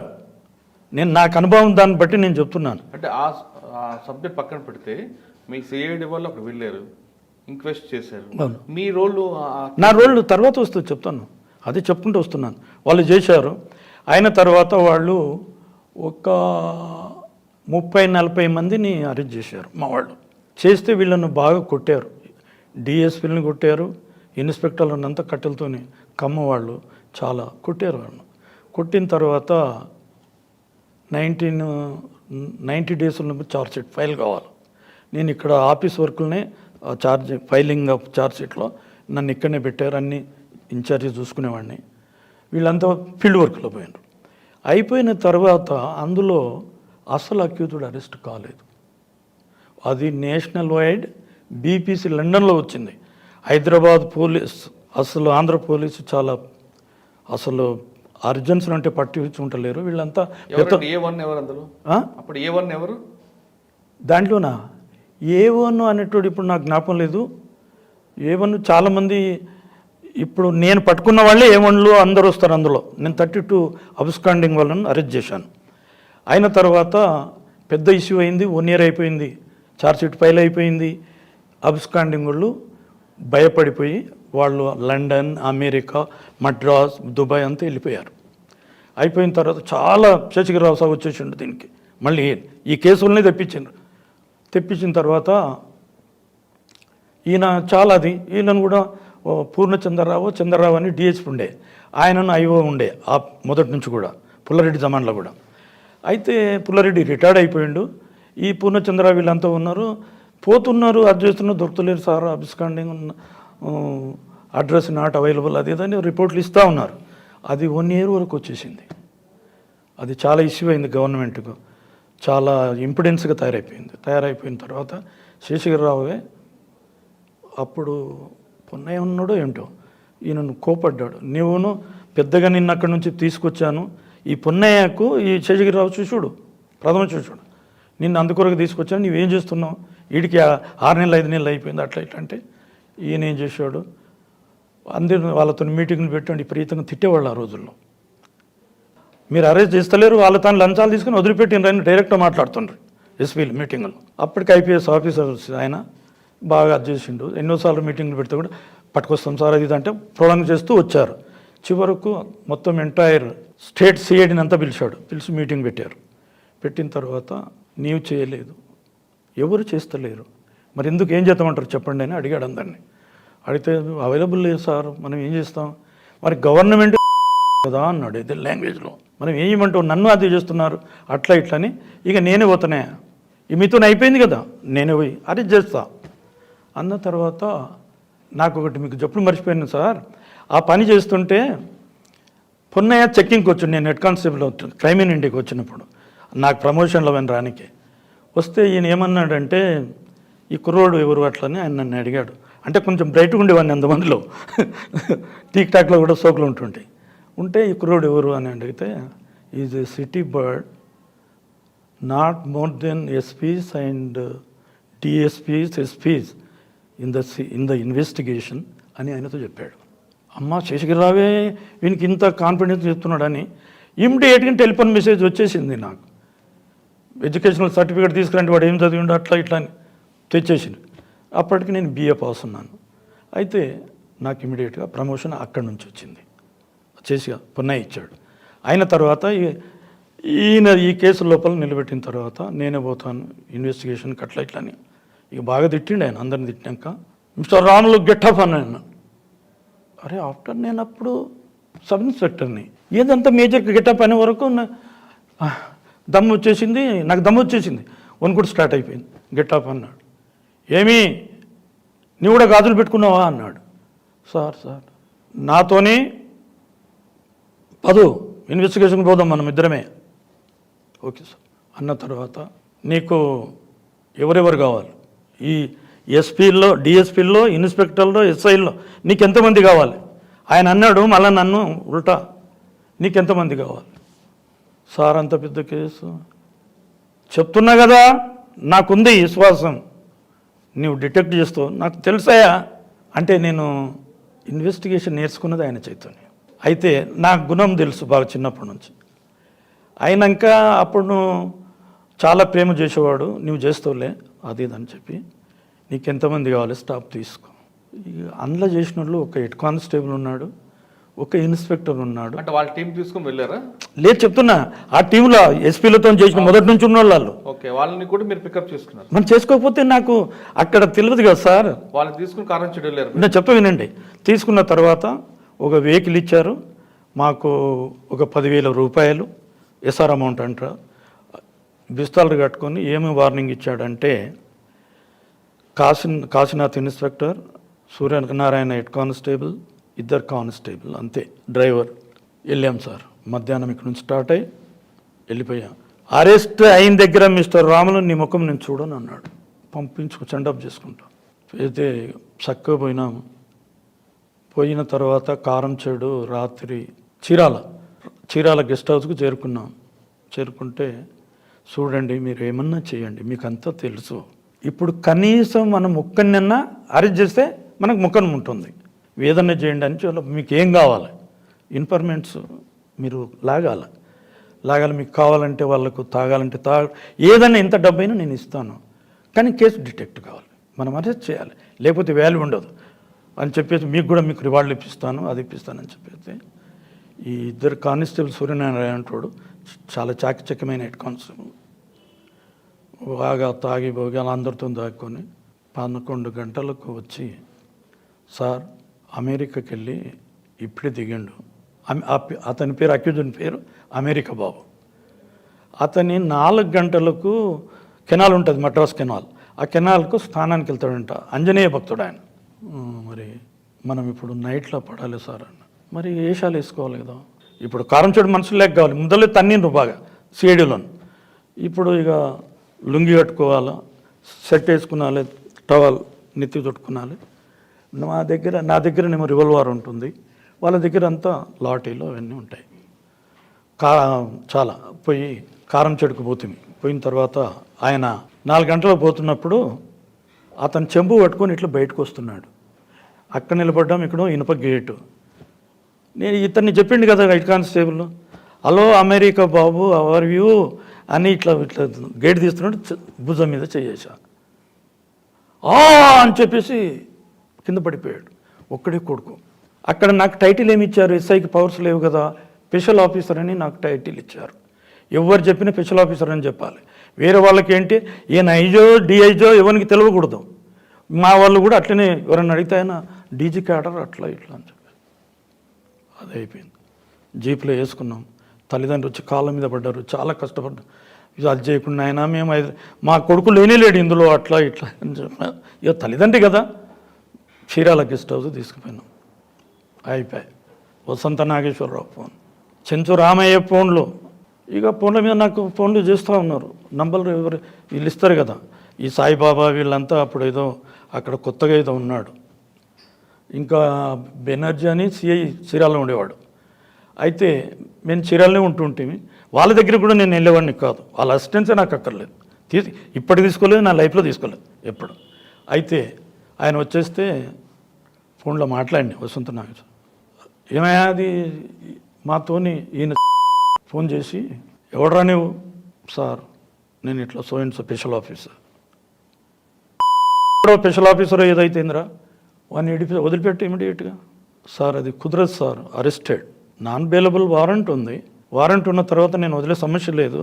I have to produce him before the court, then only you will you get or not bail. అది that is depend upon you people అట్లని నేనన్నా. అనే వరకు ఏం మాట్లాడుతున్నావురా, మద్రాస్ కెనాల్లో చంపిపడ కానీ రఫ్ లాంగ్వేజ్లో తిట్టేశాడు. మీరు ఏదన్నా తిట్టండి, పోలీసులో జాయిన్ అయింది సస్తమో బతుకుతామనే సార్, నేను మీ బెదిరింపులకు భయపడే వ్యక్తిని కాదు సార్, మీరు చూసుకోండి కోట్ల అన్న. తెల్లవారుజామునే వాడిని వేసుకొని మున్సిపల్ కోర్టు గుంటూరు ప్రొడ్యూస్ చేసిన తర్వాత అరెస్ట్ అయిపోయిండు. ప్రొడ్యూస్ చేసిన తర్వాత అప్పుడు మెసేజ్ వైర్లెస్ మెసేజ్ నుండి ఫోన్లు కూడా లేవు. గుంటూరు ఆఫీస్కి పోయి కంట్రోల్లోకి పోయి అప్పుడు మా బాస్కు డీజీకి మొత్తం Andhra Pradesh level abscond accused 1 arrested by so and so. అప్పుడే మళ్ళీ ఒక 10,000 రూపాయలు శశిగిరావు సాబ్ ఒక కానిస్టేబుల్ నుంచి మళ్ళీ పంపించాడు. చాలా కష్టపడాలి, అందరికి పెట్టాలి, ఓటాలు పెట్టాలి, తాగిపించాలి, ఇవన్నీ ఉంటాయి. అది అయిపోయిన తర్వాత ఆ ఊర్లో ఒక మంచి వ్యక్తి ఉన్నాడు. అక్కడ బంగారప్ప బంగారయ్యను ఇది ఉంటుంది. అతని చాలా ధర్మాత్ముడు. ఆయన ఎంతోమందిని బీదవాళ్ళని చదివించాడు. ఆయన చెప్పినట్టు ఊరంతా వింటుంది. ఆయనని కలిసిన తర్వాత ఆయనంతా హిస్టరీ చెప్పాడు. ఎట్లా జరిగింది సార్, ఏమైంది, వీళ్ళంతా ఇక పోలీసులను అడిగితే మళ్ళీ ఏంది వీడు పెద్ద మనవాడు మా మీద పోయిండని మా వాళ్ళు నాకే ఇవ్వరు ఇన్ఫర్మేషన్. కాబట్టి ఆయన దగ్గర పోయి అడిగితే, బాబు ఇట్లా జరిగింది నేను చెప్పిన మారుతూ సువార్తనో ఆ అమ్మాయి అక్కడ నీళ్ళకు పోయింది, మాదిగొల్ల కుంటకి నీళ్ళ పోతే వీళ్ళు ఏమో ఈ కమ్ముళ్ళ పిల్లలు బర్రెలను కడుగుతున్నారు. ఆ నీళ్లు మళ్ళీ అందులో తాగే నీళ్ళలో పోతున్నాయి. ఆమె అన్నది, ఏమయ్యా నీవు ఎందుకు తాగుతున్నావు, ఎందుకు ఇట్లా చేస్తున్నారు, మలినం చేస్తున్నారు, మేము తాగుతాం కదా, మేము మనుషులం కాదా అని ఆమె అన్నది. అనే వరకు ఏం మాట్లాడుతున్నావు నీవు ఏమున్నా తాగాల, మీరు అట్లేం తాగాల, అందుకే ఊరు బయట ఉంది కదా వివాదం అందరూ తెలుసు. చెప్తా వినండి. ఆయన చెప్పిన దానికి నేను చెప్తున్నాను, వీళ్ళు ఎట్లా అరెస్ట్ అయింది అనేది, 32 మందిని ఎట్లా చేశారు అనేది నేను చెప్పేది. అయితే ఆయన అంతా చెప్పిన తర్వాత ఈమె ఏం చెప్పింది, వీళ్ళ మొగలు వాళ్ళ ఇంటి వచ్చిన తర్వాత ఇట్లా కొట్టిన ఆమెను. కొడితే వాళ్ళకి చెప్పింది సాయంత్రం. చెప్పంగానే ఈ బంగారప్ప దగ్గరికి వెళ్ళారు. వెళితే అని పిలిచి, నేను రేపు పొద్దున వాళ్ళని పిలిపించి మాట్లాడతాను. రాత్రి వాళ్ళు కూడా వచ్చారు, వాళ్ళతో మాట్లాడి గొడవలు పడకండి రా, ఎందుకు ఇదంతా. అక్కడ ఏంటంటే అక్కడ అందరూ బిజినెస్ మెన్లు, ఇవి మాదిగోళ్ళే పనులు చేయాలి, వ్యవసాయం చేయాలి, ఆడవాళ్లే వ్యవసాయం అది వాళ్ళు మెయింటైన్ చేయాలి సంసారాలు. కాబట్టి మనమంతా కలిసి ఉండేవాళ్ళమని ఆయన పెద్దమని చెప్పాడు. చెప్పిన తర్వాత వీళ్ళు ఏం చేశారు, ఆయన మాటకు అడ్డు తిరిగి ఇమీడియట్గా 17th రోజు ఈయనది అన్నట్టుగా మొత్తము బార్చలు అవన్నీ తీసుకుపోయి ఎవట్లున్న ఇండ్ల మీద పడ్డారు. ఇండ్ల మీద పడ్డే రేపులు చేశారు, ఇంకా ఎన్నో చేశారు. అది గడ్డపారలతో కొట్టారు, గుడ్డలతో నరికారు. అందులో 5 మంది 6 మంది అవుట్ అయిపోయారు. అది అయిపోయిన తర్వాత ఇట్లా అయింది బిడ్డ అని చెప్పాడు ఆయన. చెప్పిన తర్వాత చూడండి, ఏమీ లేదు సార్, వీళ్ళేమీ దొంగలు గారు, ఎందుకు ఇదంతా డ్యూ టు సడన్ ప్రొవొకేషన్ వల్ల ఏదో పోరలు యంగ్ పోరలు ఆ విధంగా చేశారు. వీళ్ళంతా పెద్ద పెద్ద వాళ్ళు ఎందుకు అబుస్కాండింగ్ ఎన్నేళ్ళు ఉంటారు సార్, ఇప్పటికి 1.5 years అయింది, ఇంకెన్నాళ్ళు ఉంటారు, ఇది మంచి పద్ధతి కాదు. నేనేమీ లేదు, వాళ్ళను నేను మర్యాదగా తీసుకుపోతా, నాకేమీ లేదు, నాకు వారానికి ఒక 5 మందిని అట్లా నాకు మీరు ప్రొడ్యూస్ చేయాలి. ఆయన మంచి మాటకారి, నా మాట విన్నాడు. మొత్తం 1 month లోపల 32 క్యాండిడేట్ అబుస్కాండగా అరెస్ట్ చేయడం. సార్ కారంచేడు తర్వాత బదిరికుప్పం కేసు గురించి చెప్పండి. బదిరికుప్పం లోపల అప్పుడు నేను ఐఓను కాదు, ఓన్లీ అసిస్టెంట్ను. దాని లోపల నా హెల్ప్ తీసుకున్నారు. అక్కడ 40 ఇండ్లకు తగలబెట్టేశారు. అక్కడ చదువుకున్న సందర్భంలో పోరలు చదువుకున్న వాళ్ళు అంబేద్కర్ బొమ్మ ఇదేదో అంటరానితనంతో అక్కడ గొడవ వచ్చింది, తగలబెట్టే అన్ని ఆర్సన్ కేసెస్ రిపోర్ట్ అయినాయి. అంతవరకు దాంట్లో కూడా అరెస్ట్ చేశారు 30-40 మందిని, మా వాళ్ళు, మా సిఐడి వాళ్ళు. అది ఆ కేసు అంతవరకే నాకు తెలుసు. అందులో చేగుంట లోపల అది ల్యాండ్ డిస్ప్యూట్, ఆ అర్జెన్సీది ఇవన్నీ వీళ్ళంతా పెత్తందారులు అందరూ చేసుకుంటా దాంట్లో గొడవ అయిపోయింది. దాంట్లో కూడా వెళ్ళాము. దాంట్లో కూడా సిఐడి బాగానే పనిచేసింది. చేగుంట కాకుండా ఇంకొక ఇది నీరుకొండ కూడా అదే విధంగా అన్టచబిలిటీ దాని మీదనే వాళ్ళ టీ సొండూరు లోపల జస్ట్ సినిమాటాగిస్ అనేది ముట్టుకున్నాడు వేరే గుంటూరు డిస్టిక్లో. అక్కడ కూడా పెద్దగా ఆడ 8 మంది 9 మంది 11 మందిని చంపారు. అన్ని చోట్లలో నా రోల్ అంటే అసిస్టెన్స్ ఉంది, అంతేగాని నేను ఐవన్ కాదు. సార్ ఈ 4 కేసులు కాకుండా మీ రోల్ ఉన్న కేసు ఒకటి చెప్పండి. నా ఓన్గా ఉన్నదా? ఇప్పుడు ఇది చెప్పాను కదా, కారంచేడు కేసులో మీ ఇన్వాల్వ్మెంట్ కనిపిస్తుంది ఉంది. మీరు పర్సనల్ గా ఫిజికల్ గా రంగారెడ్డిది నేనే డిటెక్ట్ చేశారు. కానీ మిగతా కేసులు మీరు అసిస్టెంట్ గా ఉన్నారు. ఇది కాకుండా మీరు ఇండివిజువల్ గా వెళ్ళి మంచి కేసు అని చెప్పగలరా? మంచి కేసులు ఇప్పుడు సార్ నేను అది ఆలోచించండి. సిఐడిలో మీకు ఇన్స్పెక్టర్గా ఇప్పుడు ప్రమోషన్ వచ్చింది 81లో. అప్పుడు సిఐడినా ఇన్స్పెక్టర్గా, అప్పుడు ల్యాండ్ ఆర్డర్ హెడ్ కానిస్టేబుల్ వినండి. అయిన తర్వాత కొన్నాళ్ళ తర్వాత నాకు ఎన్నిసార్లు అంటే 8 సార్లు రివర్షన్ ఇచ్చారు, 8 సార్లు ప్రమోషన్ ఇచ్చారు. ఈ 83 బ్యాచ్లో నేనే ఫస్ట్ మెన్ అవుట్ ఆఫ్ సీనియర్లో. ఎందుకు రివర్షన్ ఎందుకు ఇచ్చారు? ఇది సర్వీస్ కంటిన్యూ కాకూడదు అని. కావాలని. ఎందుకనంటే వీళ్ళు నేను ఎస్సీ క్యాండిడేట్ను, నేను ఎవరిని అంటే మర్యాద ఉంటేనే మర్యాద లేకపోతే నాకు ఒక రకమైనటువంటి కసి ఉండేది. నేను ఎస్ఐ నుంచి రివర్షన్కి వెళ్ళేవారా, హెడ్ కానిస్టేబుల్ రివర్స్కి వెళ్ళేవారా? ఎస్ఐలా ఇన్స్పెక్టర్లా 8 రివర్షన్లు 8 ప్రమోషన్ నాకు తెలియకుండానే. నేను అనుకుంటున్నా మంచిగా ఉన్నాయని నా సర్వీస్ అంతా కండమ్ చేశారు. ఎందుకంటే కులం అని చెప్పేసి అందరికంటే క్లెవర్గా ఉండకూడదు, ఎవరిని అడిగేవాడిని కాదు కదా. ఇప్పుడు నేను ఈ లోకల్ నుంచి వచ్చేవాళ్ళు చాలామంది వస్తారు, పనిష్మెంట్ మీద వస్తారు అక్కడికి. వీళ్లకు గవర్నమెంట్ లెవెల్లో ఇక్కడ సిఐడి అనగానే పనిష్మెంట్ వాళ్ళు వస్తారనేది అప్పుడు వార్త ఉండదు. వాస్తవం వాళ్లకు గవర్నమెంట్ లెవెల్లో కూడా రిపోర్ట్లు రాయనికి రావు. ఎంత వీళ్ళు పెత్తందారి కట్టే చలాయింపే. అక్కడ రాయాలంటే చాలా స్క్రూటినీ జరుగుతుంది, లీగల్ అడ్వైజర్స్ ఉంటారు, 5 ఉంటారు, గవర్నమెంట్కి అప్పుడు రిపోర్ట్ వెళ్తుంది. అది చాలా కష్టం. ఇప్పుడు ఈ 5లో వీళ్ళంతా ఏంటంటే నేను LLB చదివిన, MA చేసిన, ఇవన్నీ పాస్ కాలేదు కానీ జర్నలిజం చేసిన ఇవన్నీ ఉన్నాయి. కానీ ఆ రాములు బాగా రాస్తాడు కదా, ఆయన దగ్గర అప్పుడే అర్థమైపోతాయి కదా. నీవు ఇంట్లో ఎన్నో కేసు మీటింగ్లు అంతా దుబ్బులు పడేవాళ్ళు అందరూ. ఇప్పుడు ఉన్నవాళ్ళు ఎవరైనా ఉంటే రిటైర్ అయి ఉంటారు, వీడు లంగ కూడా మళ్ళీ చెప్తున్నాడు అనుకుంటారు వాళ్ళు. అందరు నన్ను మెచ్చుకునేవాళ్ళు. అప్పుడు మనం కరప్షన్కు పోయేవాళ్ళం కాదు. దాని విషయం లోపల ఏం చేసినారు, నన్ను యాంటీ కరప్షన్ కూడా వేశారు. యాంటీ కరప్షన్ కేసు వేయించారు నా మీద. ఇటని వీళ్ళంతా కలిసి. అంటే డిఏ కేసా? నేను ఏసీబీ కేసు కూడా నా మీద పడింది. అంటే ఎవరి మాట వినను.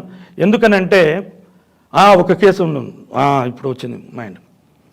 Indra Reddy home minister, Arjuna harassment, ఇది అట్రాసిటీ కేసులు, ల్యాండ్ అంతా లాక్కున్నారు వెలిమెల నియర్ పటంచెరు. ఈ పోలీసు వాళ్ళు దాంట్లో చాలామంది అంత లీడర్లే ఉన్నారు.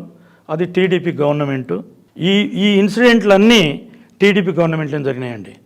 మొత్తం అర్జన్స్ మీద ఆల్మోస్ట్ 100% టీడీపీ రిజంలోనే జరిగింది. అక్కడ అయిపోయినప్పుడు ఏమైపోయిందంటే ఈ కేసు ఇచ్చారు. దాంట్లో తెలుసా, అసైన్డ్ భూములు అంటారు, పరంబోకు భూములన్నీ జబర్దస్త్ చేసుకుని ల్యాండ్ లార్డ్స్, మా దొరలు కూడా ఉన్నారు, పెద్ద పెద్దోళ్ళు, ఐజీలు డీజీలు ఉన్నారు ఆ పొలంలో. అయితే నన్ను ఇన్వెస్టిగేటింగ్ ఆఫీసర్గా వేసిన తర్వాత అప్పుడు దొర ఉన్నట్టున్నాడు ఐజీ. వేసిన తర్వాత ఇన్వెస్టిగేషన్ చేశాను, ఉన్నట్టు రిపోర్ట్ చేసిన. ఒక డిఎస్పీని, వాళ్ళ పేరు చెప్పకూడదు, ఉన్నారు వాళ్ళ బతికి, ఒక ఇన్స్పెక్టర్ అక్యూజ్డ్గా, వీళ్ళకు పోలీసులకు హెల్ప్ చేశారు, డీజీలకు ఐజీలకు కొన్నారు. 100 ఎకరాలు గవర్నమెంట్ అంతా ఆక్యుపై చేశారు. ద్రాక్ష తోటలు, అరటి తోటలు ఇవన్నీ పెట్టారు. అన్నీ వివరించి అన్నీ బాగా రాసిన తర్వాత కేసు కట్టేసి ఛార్జ్షీట్ ఫైల్ చేశాం. నేనే డిటెక్ట్ చేసిన తర్వాత నేను రిటైర్డ్ అయిన తర్వాత అది నా ఎవిడెన్స్ వచ్చింది సెషన్స్ కోర్టులో. అప్పుడు వీళ్ళందరూ నన్ను సంపన్నిగా తయారయ్యారు. వీడు సిఐడోడు వెహికల్ పంపంటే వెహికల్ పంపాడు. నేనేమో లాకు భయపడే పోలీస్ ఆఫీసర్ని, పోకపోతే వాడు మళ్ళీ అరెస్ట్ వారెంట్ నా మీదనే చేస్తాడు, నేను కంప్లైనెంట్. అయితే నేను పోయిన తర్వాత ఎవిడెన్స్ అయిపోయిన తర్వాత అక్కడనే వచ్చి కోర్టు ముందరనే వాళ్ళకి ఇన్ఫ్లుయెన్స్ ఉంది, ఎమ్మెల్యేలు వాళ్ళు వీళ్ళంతా. ఈయన ఏమైపోయిందంటే అరెస్ట్ వారెంట్ ఈయన ఇంట్లో, హోమ్ మినిస్టర్ ఇంట్లోనే 4 ఉన్నారు అసలు అక్యూజ్డ్ అని చెప్పేసి మళ్ళీ అర్జెన్సీని కొట్టిండ్రు. వీళ్ళు కొట్టి గుంజుకున్నారు పొలాలన్నీ చాలా. కొట్టిన తర్వాత నేను అరెస్ట్ వారెంట్ తీసుకుని 11 గంటల రాత్రి ఇంద్రారెడ్డి ఇంటికి పోయిన. ఆయన then he was home minister. అయినాక అంతకుముందు కూడా ఆయన ఫోన్ చేశాడు నాకు. అంటే నేను వాళ్ళని అరెస్ట్ చేయకముందే నాకు ఫోన్ చేశారు. చేస్తే ఆయన అంతా నా ఇష్టం అంతా తీసుకున్నాడు. ఇక్కడ హరీశ్వర్ రెడ్డి, మా పరిగి వీళ్ళంతా ఇంద్రారెడ్డి వీళ్ళంతా బాగా తెలుసు. ఎట్లా వాడు స్వయంగా కలిస్తే ఏమైనా చేయొచ్చేమో, కానీ ఇవ్వడని చెప్తే అసలే చేయడు అని ఆయనకు తెలిస్తే నన్ను పిలిపించిండు ఆడికి సెక్రటరియట్. నేను రాలేను సార్ అన్న. ఎందుకు రాలేవా? లేదు సార్, మా డీజీ గారు పర్మిషన్ పొమ్మంటే వస్తాను సార్ అన్నాడు. అప్పుడు దొరనేమి ఉన్నట్టున్నాడు. అయితే ఆయన మీద చెప్పా. దొర నాకేం చెప్పడు. నేను ఒకవేళ ఎవరో చెప్పినట్టున్నారు, చెప్తే పో అంటానంటే, సార్ కేసు ఆయన మీదే నాకు కేసు ఇచ్చారు, నన్ను పోమంటారు ఏం సార్, మీరు ఏమైనా చెప్పుకోండి. ఆయన ఎందుకు పిలుస్తున్నాడు, ఇంట్లో ఏదైనా చేయి సాయం అని చెప్పి నన్ను పిలుస్తున్నాడు. నేను ఇట్లా పోతాను సార్, మీరు మెయిన్ కేసులన్నీ ఇస్తారు, మళ్ళీ వాళ్ళు వస్తుంటేనేమో ఇది చేస్తారు, అది ఇది చెప్పేసి. అయితే నేను పోలేదు. పోయిన తర్వాత నీ సంగతి అంతా పోతే మంచిగా మర్యాద చేయాలి, ఇంట్లోకి పోయినా మర్యాద ఇచ్చాడు, మంచిగా తినేది ఇది అని కూడా అన్నాడు. నువ్వు మా ఆవులు ఆయనకు మంచి అలవాటు ఉన్నది, కౌగలించుకొని నెత్తిపెట్టి అన్న మంచిగా పిలుస్తాడు. అంటే ఆయన బ్యాక్గ్రౌండ్ వేరే కదా, కొంచెం సోషల్ మనిషి. పిలిచిన తర్వాత వారంట్లు ఇచ్చిన, నువ్వు తెలిసి కూడా ఇట్లా చేయకే, నేను హోమ్ మినిస్టర్ను, నువ్వు తెలిసి కూడా ఇట్లా చేయకే. ఎట్లా చేస్తాను, అరెస్ట్ అయినా ఇప్పుడు వచ్చిండ్రు, అక్యూజ్డ్ ఉన్నారు, నీ ఇంట్లోనే ఉన్నారు, మరి ఇట్లా అంటే ఎంత చెప్పి ఇంటలేడు. అప్పుడు Ruddam Prabhakar Reddy DG, IG, additional DG Prabhakar Reddy కదా, ప్రభాకర్ రుద్దం. ఆయన ఇడుస్తలేడు, 3 గంటల రాత్రి అయిపోయింది, వదలడు. నేనేమి హోమ్ మినిస్టరు, నన్ను నా పదవి వీకేతామంటే నీవు ఇట్లా చేయి, నాకు ఒక్క సాయం చేయి, నువ్వు అట్లా ఎట్లా చేస్తావు, నువ్వు మొదలు నాకు నేను రాకుండా నన్ను ఉంటే బాగుండేది, నేను వచ్చేసిన. నేను ఇప్పుడు నా సబార్డినేట్స్ లుచ్చగాళ్ళు ఉంటారు కదా, ఇప్పుడు 4-5 ఉన్నా నా ఎంబడి, ఆయన ఇంటికంటే ఇంకా ఎక్కువ మందిని తీసుకొని పోయినా వాళ్ళంతా చెప్తారు కదా, ఉన్నారు సార్ ఆయన అది చేసిన అంటే. సార్కి ఫోన్ చేసిన 1 గంట రాత్రి చేస్తే, సార్ ఇట్లా అంటున్నాడు సార్, మరి నేనేం చెప్తా రాములు, నీ ఇష్టం అన్నాడు. ఆయన ఏమంటున్నాడు, సార్ రేపు కోర్టుకు ప్రొడ్యూస్ చేస్తుంటున్నాడు, తప్పకుండా చేస్తున్నాడు అని. అది నీ ఇష్టం, ఒకవేళ వాళ్ళు ప్రొడ్యూస్ కాకపోతే విల్ బి పిలుస్తాడు అంటారు సస్పెన్షన్, నువ్వేం చూసుకుంటూ నీ own accord you can do, go head అన్నాడు. నేను వదిలిపెట్టేసాను, అదొక్కటి వదిలిపెట్టేసి నేను చక్కగా సెషన్స్ కోర్టుకు పోయిన సంగారెడ్డి, ఆయన పంపించాడు, వాళ్ళని అది చేసినాం. ఇది అయినాక ట్రయల్ జరిగినాక నా ఎవిడెన్స్, అప్పుడు వీళ్ళంతా అది అయిపోయింది కదా, మమ్మల్ని అంతా అది చేసిండు ఇది చేసిండు అంటే పోలీసుల ఇన్వాల్వ్మెంట్ ఉంది కాబట్టి నన్ను సంపనికి తయారు చేసి. అప్పుడు ఎవరు డిఎస్పీ ఉన్నారంటున్నారు ఎక్కడ ఆ కేసులో డిఎస్పీ, వాళ్ళ పేరు చెప్పొద్దు, ఇప్పుడు అన్ని పేర్లు చెప్పారు కదా. వద్దు లేని పొంది అంతా వాళ్ళే, మళ్ళీ ఎందుకు పగ, ఇప్పటికి బతుకున్నారు వాళ్ళు. సరే, ఆ కేసు తర్వాత ఇంకా మాకు గుర్తుండిపోయిన కేసు ఉన్నాయి, అది కూడా డిటెక్ట్ చేశాను, దాంట్లో కూడా అది చేశాను.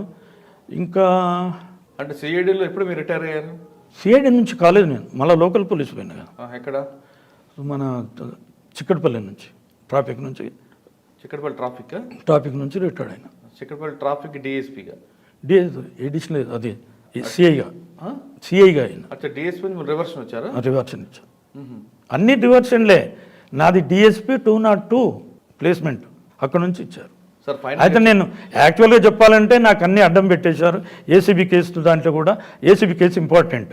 అది కూడా ఒక రైల్వే ఆఫీసర్ బిడ్డను రేపు చేశారు గుండగులు కలిసి తిరుమలగిరిలో చేసి, ఆమెను చంపి రైల్వే ట్రాక్ ఉంటుంది, ఇన్ బిట్వీన్ రైల్వే ట్రాక్ కింద పండబెట్టారు. ఆ మర్డర్ కేసు నాకు ఎంటర్ చేస్తారు వీళ్ళు, అంత గవర్నమెంట్ నుంచే. చేసిన తర్వాత నేను కాదనేది లేదు, కాదనేవాడిని కాదు. అయితే అక్కడ పోయిన ఇన్వెస్టిగేషన్ స్టార్ట్ చేసిన తర్వాత ప్రాక్టికల్ చేయాలి కదా.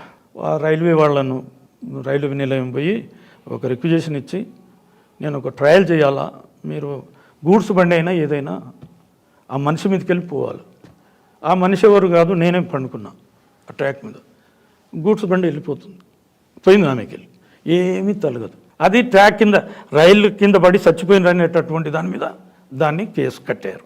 అంత మొత్తం అయిపోయిందండి. మొత్తం అయిపోయిన తర్వాత కేసు డిటెక్ట్ చేశాను, అందరిని పెట్టాను. అందులో 6 మంది వాళ్ళు చంపినోళ్ళు, అమ్మాయిని చంపినోళ్ళు బాంబే పరారైపోయారు. ఆ కేసు లోపల ఏమైపోయింది, ఒక్కడిని అప్రూవర్గా తీసుకోవాలి. ఇప్పుడు ఎవిడెన్స్ క్రియేట్ చేయాలి కదా, అప్రూవర్గా తీసుకున్నారంటే మా బావ హెల్త్ ఆఫీసర్గా పనిచేస్తాడు, ఒక అప్రూవర్ తల్లి అది నర్సుగా పనిచేస్తుంది. ఆయన ఏదేదో ఉన్నదంట, ఆ నర్సు ఏడుస్తున్నది, రాములు కొంచెం ఏంటయ్యా చూడు అన్నట్టు మా బావ చెప్పాడు. నాకు మనసులో పెట్టుకున్నా, వీడిని అప్రూవర్గా చేసుకున్నాలని. ఉన్న తర్వాత వాడు ఇన్వెస్టిగేషన్ చేస్తుంటే నా కాళ్ళు ముక్కి నువ్వు ఎంత అంటే అంత ఇస్తా సార్ అన్నాడు. నా మోడస్ ఆపరెండి డిఫరెంట్. ఈ కేసులో సక్సెస్ కావడానికే ఆ మోడస్ ఆపరెండే నన్ను దెబ్బతీసింది. అయితే ఎవడన్నా వస్తారు పోలీస్ ఆఫీసర్ అంటే మొదలే డబ్బు ఇస్తాం, అది ఇస్తామని కాళ్ళు పట్టుకుంటారండి. కాళ్ళు పట్టుకునేటప్పుడు నేనేమిందంటే వాడు ఇవ్వకూడదు, నేను తీసుకోకూడదు.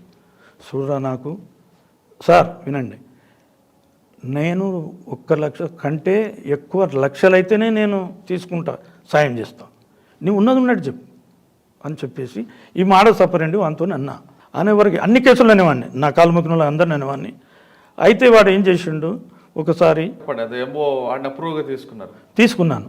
తీసుకుంటే వాడు ఏమిచ్చాడు, బాంబే నుంచి వస్తున్నారు, నేను ఆఫీస్లో ఉన్నా, డీజీ ఆఫీస్లో. 6 గంటలకు రండి సార్ మీరు. వాడు అక్కడ న్యూ సిటీ హాస్పిటల్ అని ఉంటుండే ప్యారడైజ్ కాడ, అండా పనిచేస్తుండేవాడు ఏదో సమ్ టెక్నీషియన్గా. అయితే వాని పేరు ఏదో ఉన్నది, సాల్మన్ సమ్ పేరు. ఓకే. అయితే వాడు రమ్మన్నాడు. రమ్మంటే నేను పోయినా, అన్నిటి కదా సార్, నేను ఇట్లా నా బటన్ సిస్టమ్ బ్రీఫ్ కేసు ఇట్లా అన్నా. ఇట్లా అనే వరకు ఆయన ఫైల్ కింద ఉన్నది, మీద ఇంకా వేరే కేసులు ఉన్నాయి, ఇట్లా తేనీకు పోతున్నా. సార్ డబ్బులు తెచ్చినా. అరే డబ్బులు తెచ్చినావు, ఇంత జల్దీ డబ్బులు తెచ్చినావు అని, అంత డబ్బు ఎక్కడికి వెళ్ళి వస్తుందిరా అని నేను లేదు ఉండను, పెట్టుకో ఉండను. అది ఇట్లా తీస్తున్నా. వాళ్ళంతా ఏసీబీలో తేరిపోయినరు, ఏసీబీలో అంతా చెప్తారు కదా వాళ్ళు, అంత ట్రిక్స్ అన్నీ చెప్తారు. చెప్పే వరకు వాడు ఏం చేసిండు, దన్నుమని ఇట్లా లేపంగానే ఇంత ఖర్చులో అన్ని ₹1 నోట్లు, అవి ఇవి ₹5 నోట్లు, ఇంత పెద్ద కట్టిండు. కట్టి దానికి అంత పౌడర్ ఏమో చేస్తారు కదా, అది తెచ్చేసి ఇట్లా తెరవగానే నా బ్రీఫ్ కేసు కొన మీద పెట్టిండు. ఆ కట్ట చూడంగానే నాకు కోపం వచ్చేసింది, వాడిని గల్ల పట్టుకున్నా. ఇక ఉంటలేడు, ఉరుకుతున్నాడు వాడు, నేను గుంజుతున్నా, ఇది చేస్తున్నా. నేను ఇప్పుడు కన్సల్టెన్స్ రూమ్ నెంబర్ 3 నేను ఇట్లా ఉన్నా, వాడేమో బయట ఉన్నాడు, నేను ఇట్లా ఇది గల్లబట్టినా. అక్కడ యాంటీ కరప్షన్ వాళ్ళు అక్కడికి నిలబడ్డారు. వాడు సమాజ అడిషనల్ ఎస్పీ అయింది అనుకుంటాను, వాళ్ళ పేరు వస్తలేదు ఇప్పుడు. అయితే నా చేయి పట్టుకుని అయిపోయా, ఊఆర్యూ అని యాంటీ కరప్షన్.